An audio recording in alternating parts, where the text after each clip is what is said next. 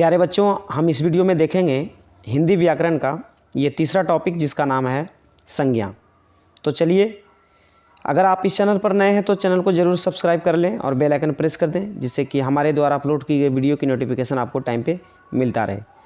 तो चलिए देखिए, ये जो हमारा आज का जो टॉपिक है ये इसका नाम है संज्ञा। तो सबसे पहले हम ये जान लें कि संज्ञा किसे कहते हैं, संज्ञा किसे कहा जाता है। ठीक है, और एक बात मैं बताना चाहूँगा, वीडियो के अंत तक बने रहिएगा, क्योंकि पहले हम इसका थ्योरी देखेंगे, इसकी परिभाषा उदाहरण सहित, और साथ ही साथ इसी वीडियो के अंत में आपको मिलेगा, जब हम पूरी परिभाषा के साथ इसको समझ जाएंगे तब आपको मिलेगा एक क्वेश्चन आंसर सेट यानी ऑब्जेक्टिव टेस्ट, जो कि आपको देने का मौका मिलेगा। इस वीडियो में बने रहिए, पहले आप थ्योरी समझिए, उसके बाद आप ऑब्जेक्टिव टेस्ट लगाइए। ठीक है, तो चलिए मैं वीडियो को स्टार्ट करता हूँ। देखिए, तो सबसे पहले ये समझना है कि संज्ञा किसे कहते हैं। देखिए, किसी वस्तु, प्राणी जैसे मनुष्य हो गया है ना, या फिर कोई जानवर। ठीक है, तो किसी वस्तु, प्राणी, स्थान और भाव के नाम को संज्ञा कहते हैं। ठीक है, वस्तु जो आप देखते हो, जैसे कॉपी, कलम, किताब, कुर्सी, टेबल, बेंच, पंखा, है ना, तो ये सभी जितने भी चीज़ें हैं ये क्या है, वस्तु होती है।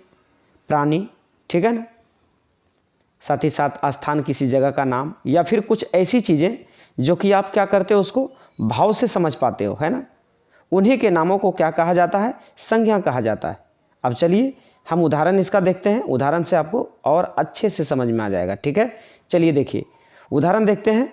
तो राम, मोहन, ये क्या है, कोई प्राणी का नाम है। क्या है, कोई प्राणी का नाम है। ठीक है ना, ये राम मोहन क्या है, कोई प्राणी का नाम है। ये देखिए कुत्ता, बिल्ली, है ना, ये सभी क्या है, ये भी प्राणी के अंतर्गत आ गए। ठीक है ना, उसी तरह से देखिए आपके सामने लिखा हुआ है कुर्सी, मेज, कलम, तो ये सभी जितने भी हैं, कुर्सी, मेज, कलम, ये सभी वस्तु के अंतर्गत आ जाते हैं। ठीक है,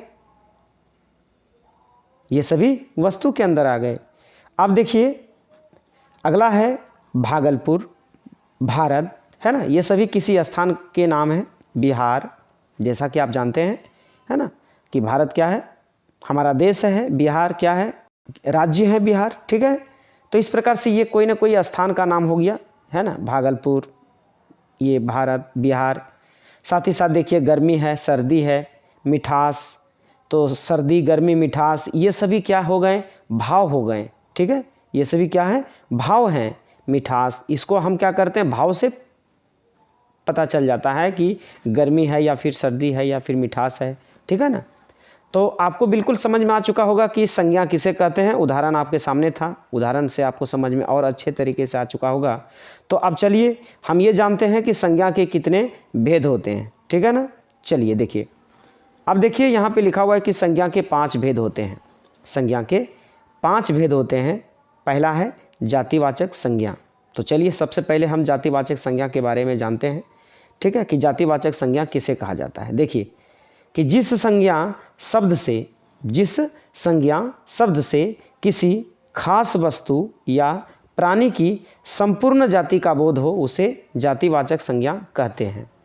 ठीक है, यानी जिस संज्ञा शब्द से किसी खास वस्तु या फिर प्राणी का संपूर्ण जाति का बोध हो। ठीक है, उदाहरण में आपको दिया गया है, उदाहरण से आपको ज़्यादा समझ में आएगा। तो चलिए मैं आपको उदाहरण में ले चलता हूँ।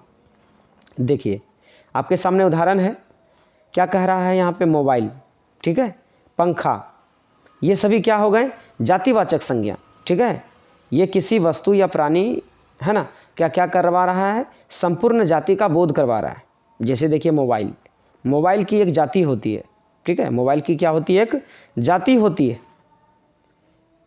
पंखा, पंखा की एक जाति होती है।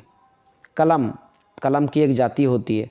ठीक है, फूल, फूल की एक जाति होती है। ठीक है ना, साथ ही फल, फल की एक जाति होती है। आदमी की एक जाति होती है। औरत की एक जाति होती है। पहाड़ का जाति होता है ना, लड़का, लड़का का भी एक जाति होता है। लड़की की भी एक जाति होती है। तो इस प्रकार से ये सभी जो है मोबाइल, पंखा, कलम, फूल, फल, आदमी, औरत, पहाड़, लड़का, लड़की, आपका संपूर्ण जाति का क्या करवाता है, बोध करवाता है। ठीक है, उसे ही जातिवाचक संज्ञा कहा जाता है।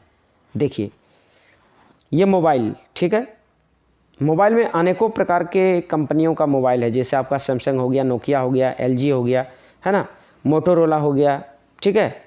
उसी प्रकार से और भी है, माइक्रोमैक्स है, लेनोवो है। तो कई प्रकार की ऐसी ऐसी कंपनी है, लेकिन कहीं ना कहीं उसकी जो जाति है वो क्या है, एक मोबाइल की जाति है, ठीक है। क्या है, एक मोबाइल की जाति है। तो इस तरह से उसकी जाति को आपको देखना है कि संपूर्ण जाति का बोध कहाँ करवा रहा है। साथ ही साथ देखिए पंखा, तूफान पंखा का नाम है, बजाज, है ना, ऐसे अनेक सारे पंखे आते हैं, ठीक है, हेवल्स।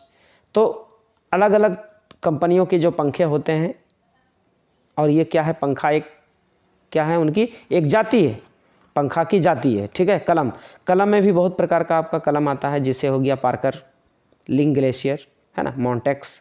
तो इस प्रकार से अनेकों प्रकार की कंपनी है, 2020, अग्नि 2020, ठीक है। तो इस प्रकार से अनेकों प्रकार के कंपनी का नाम है कलमों का, लेकिन कहीं ना कहीं वो सभी क्या है, उसकी जाति क्या है, कलम, ठीक है। उसी तरह से देखिए फूल, गुलाब है, कमल है, इस तरह से ये क्या है, नाम है, लेकिन इसकी जाति क्या है, फूल, है ना। तो आप समझ रहे होंगे। फल, देखिए यहाँ पर लिखा हुआ फल, फल में बहुत सारे फल हैं, केला हो गया, अमरूद हो गया, सेब हैं, अनार हैं, है ना। तो ये सभी क्या है, फल हैं, लेकिन आखिर उनकी जाति क्या है, तो फल उनकी जाति हो गया, ठीक है। और जो हम अभी बता रहे थे वो उनके फलों के नाम हो गए, तो उनकी जाति क्या है, फल, ठीक है। आदमी, आदमी कहते हैं, पुरुष लोगों को आदमी कहा जाता है, ठीक है, को क्या कहते हैं, औरत कहते हैं, और पुरुष जाति को आदमी कहा जाता है, ठीक है। उसी तरह से देखिए पहाड़, पहाड़ों में बहुत अनेकों प्रकार के नाम से आपको पहाड़ मिल जाएगा, ठीक है, लेकिन कहीं ना कहीं उन सभी नामों की अगर जाति देखा जाए तो पहाड़ है। लड़का, लड़का के आपको अनेकों नाम मिल जाएंगे, लेकिन आखिर में उन नामों का अगर कोई जाति है तो क्या है, लड़का है। ठीक उसी तरह से लड़कियों के अनेकों नाम मिल जाएंगे आपको, ठीक है, सीता, गीता और भी कुछ, ठीक है। तो इस तरह से उनकी अगर जाति कहा जाए तो वो लड़की जाति से है। तो अब आपको समझ में आ चुका होगा कि आखिर जाति क्या होती है, यानी जातिवाचक संज्ञा क्या होती है, ठीक है ना। ये क्या करवाता है, संपूर्ण जाति का बोध करवाता है, ठीक है। अब चलिए हम दूसरा देखते हैं। तो यदि अगर हम सेकंड देखेंगे तो शायद ये आपको और ज़्यादा क्लियर हो जाएगा। चलिए देखिए, ये आपके सामने है, दूसरा के सामने दूसरा है, ठीक है, कि व्यक्तिवाचक संज्ञा, व्यक्तिवाचक संज्ञा कि जिस संज्ञा शब्द से किसी विशेष वस्तु या प्राणी या स्थान के नाम का बोध हो उसे व्यक्तिवाचक संज्ञा कहते हैं। देखिए व्यक्तिवाचक संज्ञा में क्या है कि यहाँ पे विशेष वस्तु या प्राणी या फिर स्थान के नाम का बोध हो।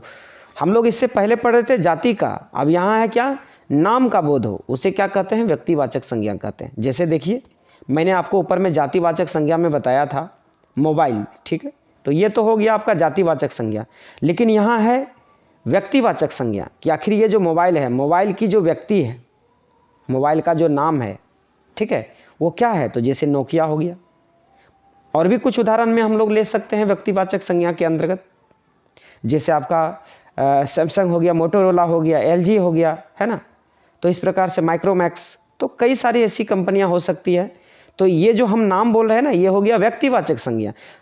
अगर हम मोबाइल बोले सिर्फ तो हो जाएगा जातिवाचक संज्ञा, ठीक है। ये जो आपका मोबाइल है ना, ये आपका जातिवाचक संज्ञा है, मैंने सिर्फ समझने के लिए दे दिया है यहाँ पे मोबाइल, ठीक है, जो कि आपको समझने में सुविधा हो कि नोकिया, तो फिर बहुत लोगों को जल्दबाजी में समझ में नहीं आएगा तो वो समझते रह जाएंगे आखिर क्या नोकिया, ठीक है। तो ये एक मोबाइल की कैटेगरी है, नाम है नोकिया, ठीक है। तो नोकिया हो गया आपका व्यक्तिवाचक संज्ञा, परंतु यहाँ ब्रैकेट में जो दिया हुआ है मोबाइल, ये है जातिवाचक संज्ञा। उसी तरह से देखिए पंखा, ये क्या है, जातिवाचक संज्ञा, लेकिन जो यहाँ उषा लिखे हुए हैं हम, ये उषा है व्यक्तिवाचक संज्ञा, क्योंकि पंखे में बहुत सारे नाम आते हैं, ठीक है। आपको बहुत सारी कंपनी का नाम मिल जाएगा पंखा में, जैसे ये एक नाम है उषा कंपनी का पंखा, ठीक है। उसी प्रकार से हैवल्स और भी कई, तूफान, कई प्रकार के आपको नाम मिल जाएंगे। तो ये सभी जो नाम है ये हो जाएंगे व्यक्तिवाचक संज्ञा, और अगर हम पंखा बोले तो ये हो जाएगा जातिवाचक संज्ञा, ठीक है।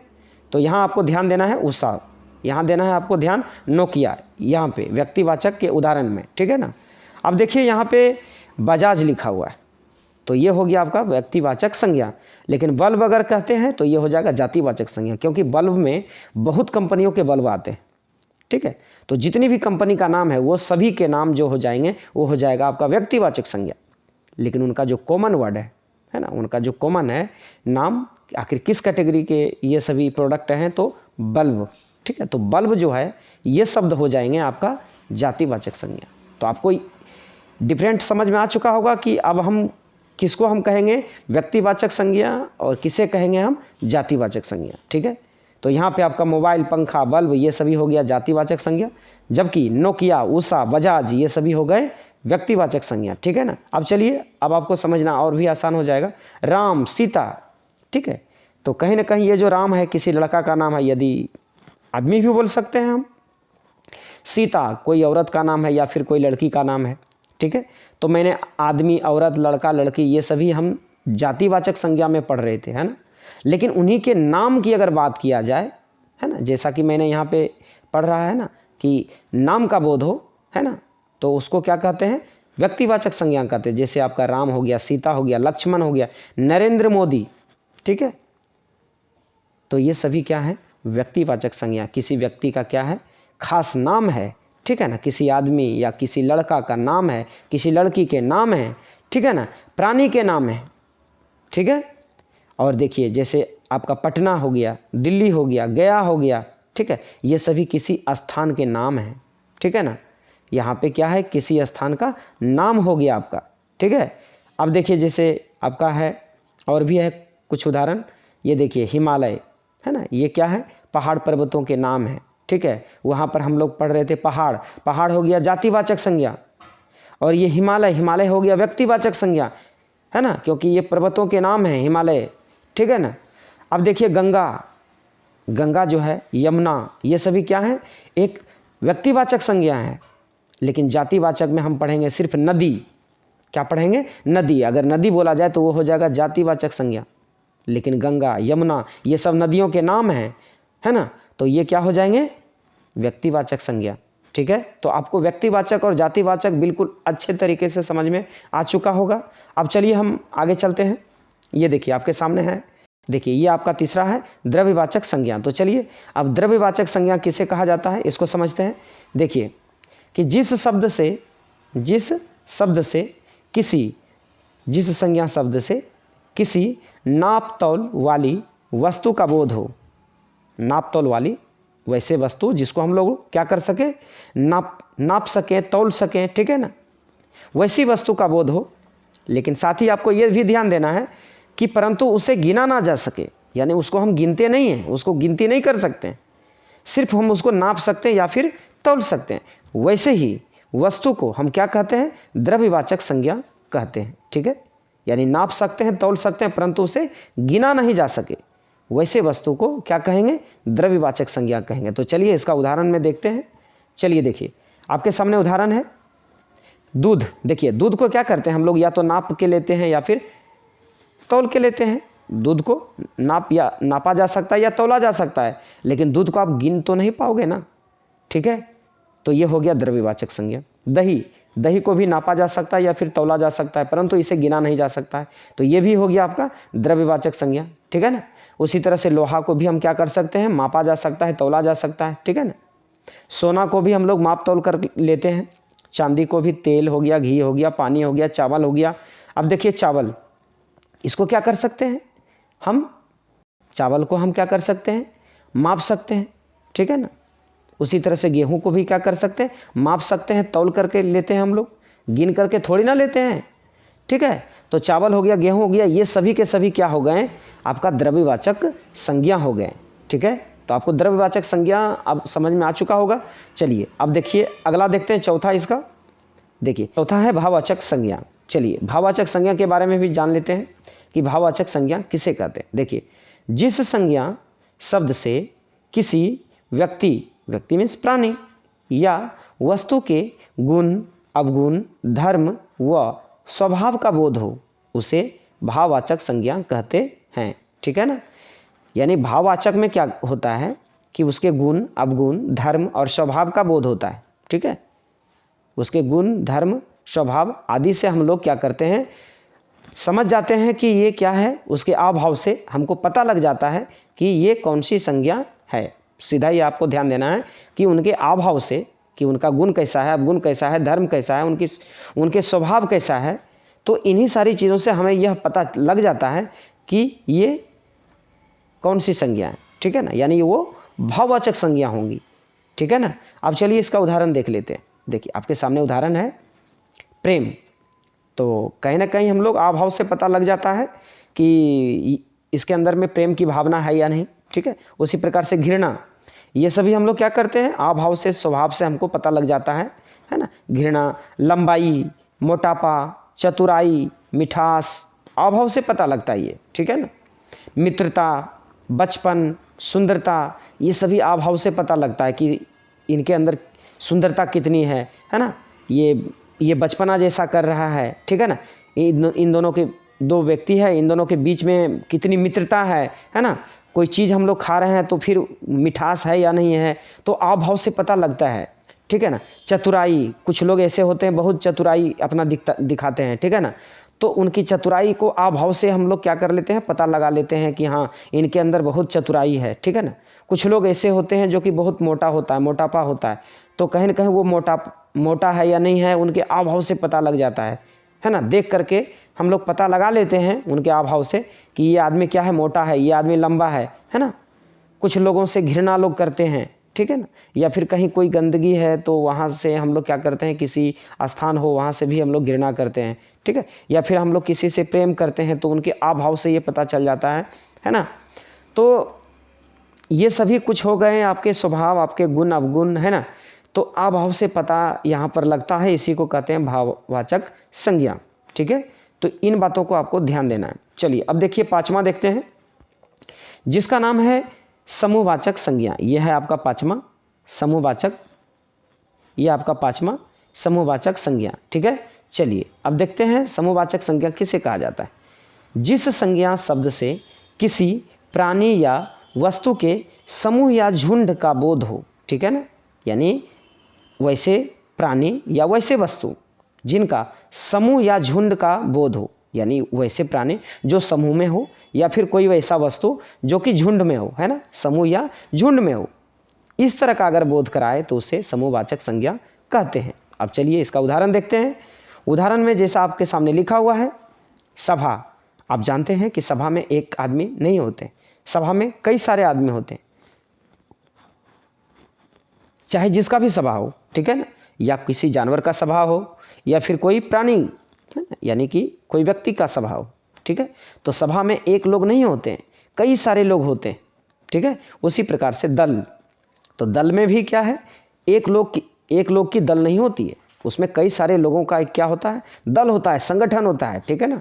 गिरोह, है ना, कुछ लोगों की क्या होती है, गिरोह होती है। लड़कियों की 5, 7, 10 लड़कियां एक साथ कहीं क्या है, गिरोह में है ना, यानी भीड़ बना के है, उसी को गिरोह कहा जाता है, ठीक है ना। कक्षा में एक विद्यार्थी नहीं होते, अनेकों विद्यार्थी होते हैं, ठीक है।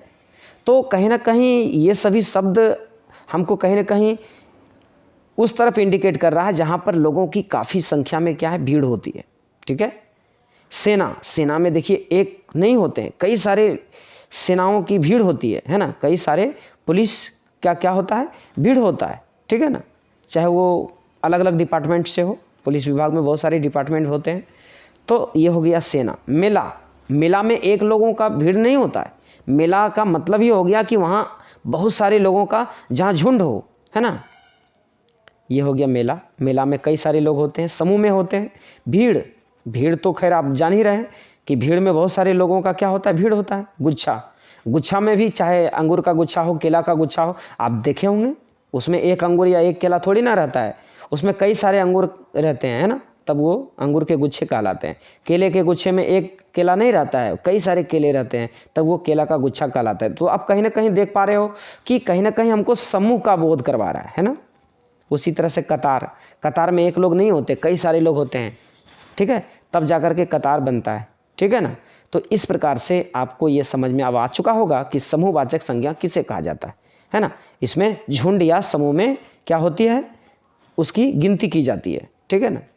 तब जाकर के सभा, दल, गिरोह, कछा, सेना, मेला, भीड़, गुच्छा, कतार आदि का निर्माण हो पाता है। ठीक है, तो अब आपको समझ में आ चुका होगा, है ना। मैंने संज्ञा भी पढ़ा, साथ साथ संज्ञा के 5 भेद होते हैं, प्रत्येक का उदाहरण सहित परिभाषा भी जाना। अब चलिए मैं आपको टेस्ट पे लेके चलता हूँ। यदि आप अच्छे से वीडियो को, एक एक चीज़ों को अगर आप अच्छे ढंग से समझे होंगे तो बिल्कुल आप टेस्ट में अच्छा परफॉर्मेंस ला सकते हैं। तो चलिए बिना देर किए हुए हम अपने टेस्ट पे लेके चलता हूँ आपको। ठीक है, ये देखिए आपके सामने टेस्ट रहा।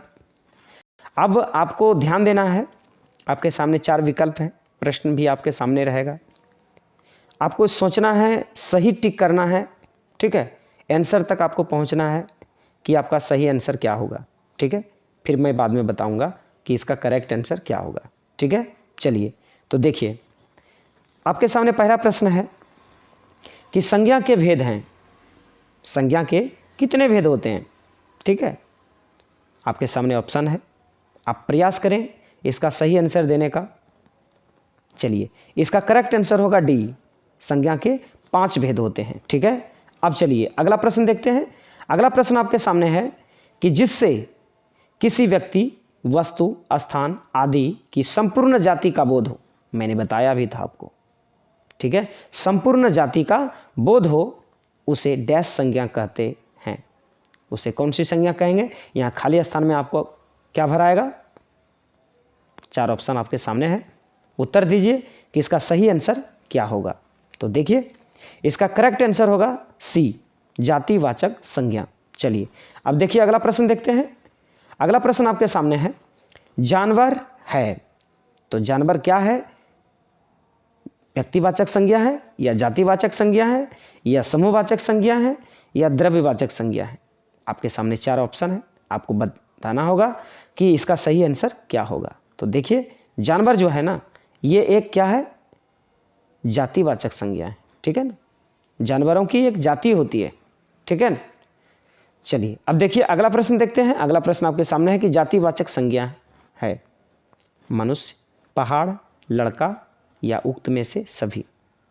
तो इसका करेक्ट आंसर होगा डी, उक्त में से सभी। चलिए अब देखिए अगला प्रश्न देखते हैं। अगला प्रश्न आपके सामने है कि जातिवाचक संज्ञा नहीं है। तो जातिवाचक संज्ञा इनमें से कौन नहीं है? आपके सामने 4 ऑप्शन है, गाय, घोड़ा, पशु, दूध।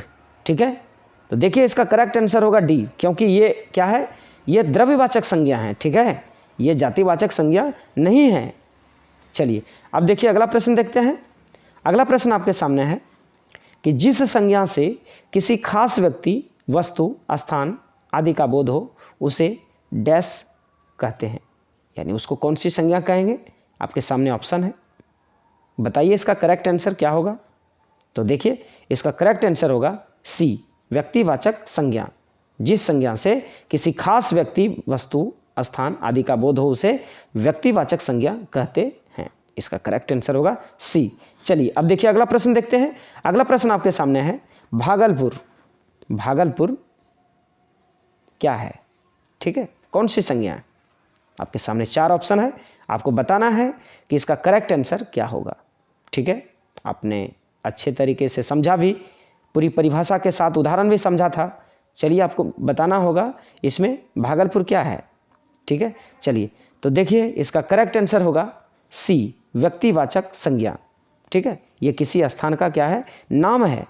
ठीक है, अब चलिए अगला प्रश्न देखते हैं। अगला प्रश्न आपके सामने है, नरेंद्र मोदी कौन सी संज्ञा है? नरेंद्र मोदी कौन सी संज्ञा है? ऑप्शन आपके सामने है 4, आपको बताना होगा कि इसका करेक्ट आंसर क्या होगा। तो चलिए देखिए इसका सही आंसर होगा व्यक्तिवाचक संज्ञा, क्योंकि व्यक्तिवाचक में क्या होती है? किसी खास व्यक्ति का नाम होता है। ठीक है, और हम लोग अगर जातिवाचक की बात कहें तो नरेंद्र मोदी क्या है? एक आदमी है, आदमी का नाम है। अगर आदमी रहता तो हम लोग कह सकते थे कि यह एक जातिवाचक, परंतु ये किसी आदमी का नाम है तो हो जाएगा व्यक्तिवाचक संज्ञा। ठीक है, चलिए अब देखिए अगला प्रश्न देखते हैं। अगला प्रश्न आपके सामने है व्यक्तिवाचक। चलिए देखिए अगला प्रश्न देखते हैं। अगला प्रश्न आपके सामने है कि व्यक्तिवाचक संज्ञा है। आपके सामने ऑप्शन है, इनमें से कौन है जो व्यक्तिवाचक संज्ञा है?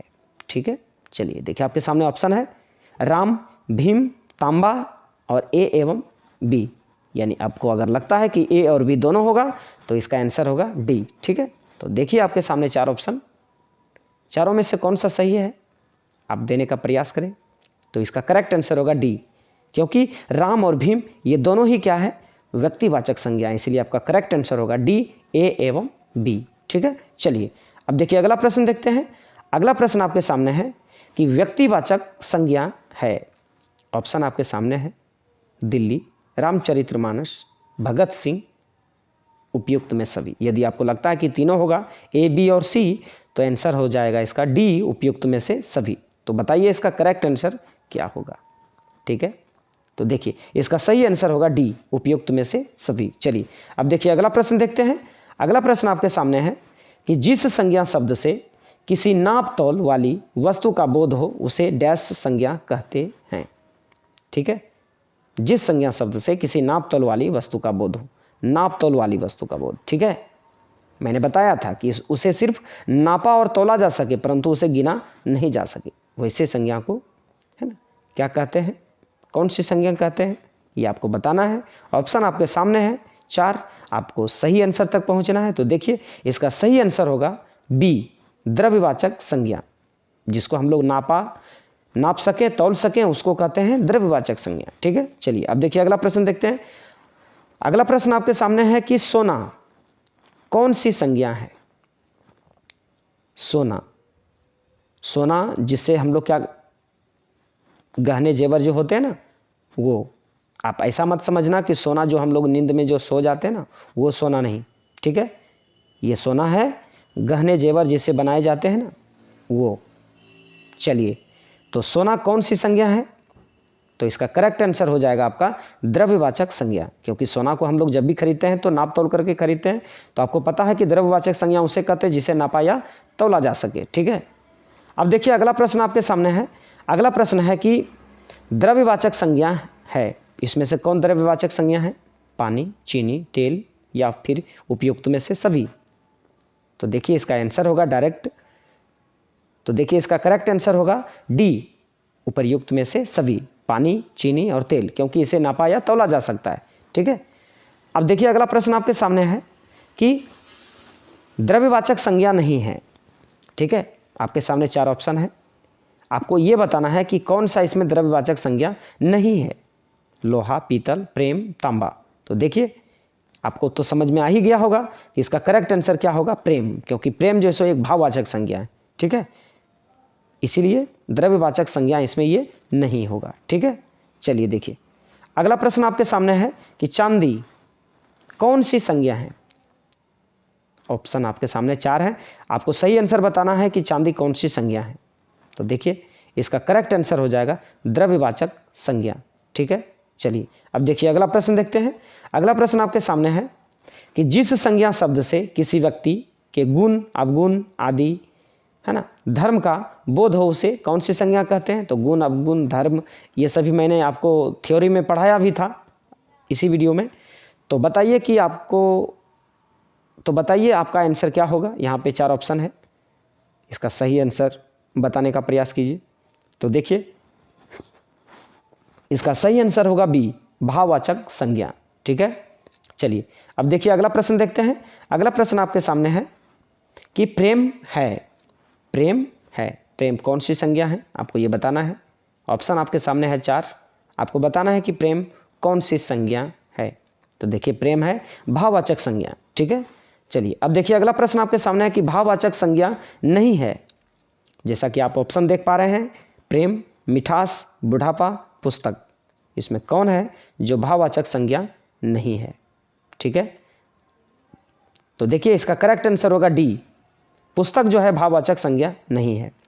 ठीक है, चलिए अब देखिए अगला प्रश्न देखते हैं।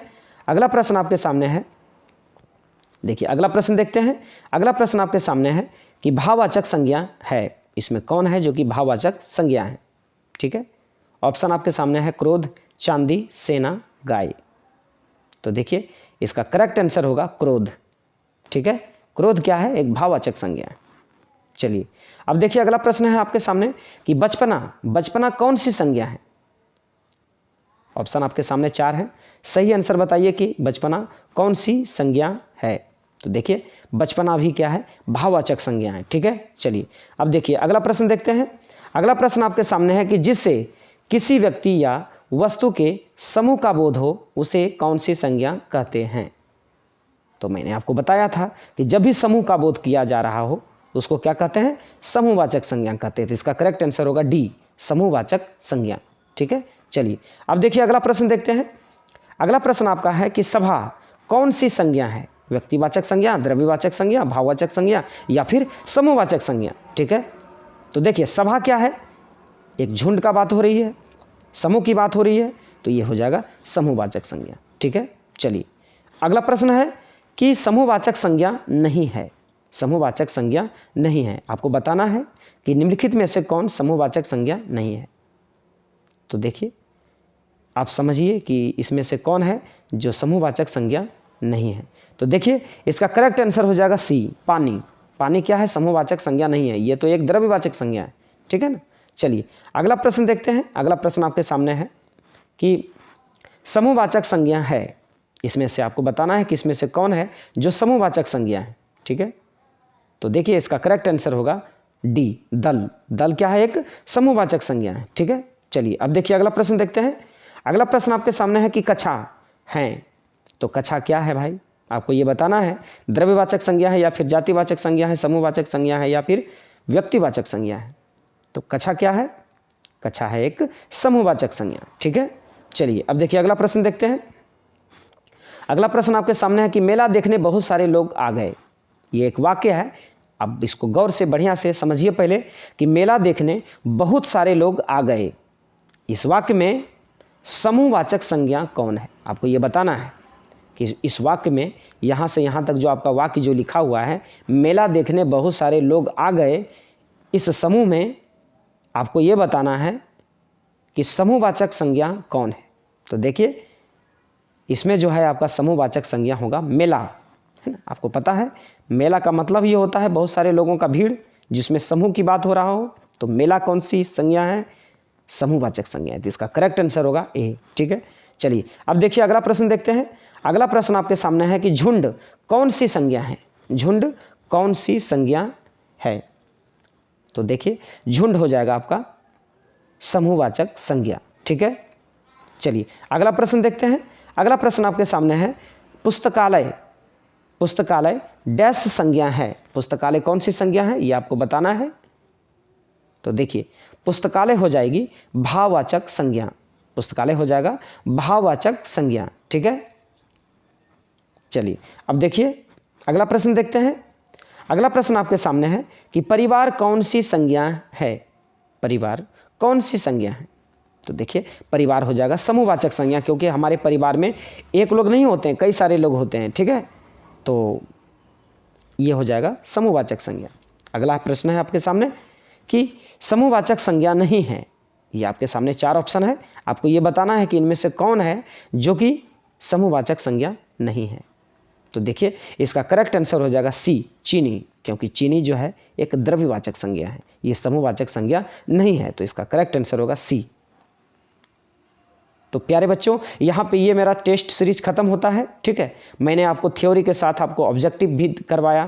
ठीक है, तो आपको ये वीडियो कैसा लगा आप ज़रूर कमेंट कर बताएं, और आप जितना ज़्यादा से ज़्यादा हो सके आप अपने दोस्तों में इस वीडियो को शेयर करें, जिससे कि आपके भी दोस्तों को इसका फ़ायदा मिल सके। ठीक है, तो चलिए, और एक बात मैं बताना चाहूँगा, इस वीडियो में बनाने में जो भी मुझे मेहनत लगता है, मुझे प्रोत्साहन देने के लिए आप बस कुछ मत करो, सिर्फ एक लाइक ज़रूर कर दो।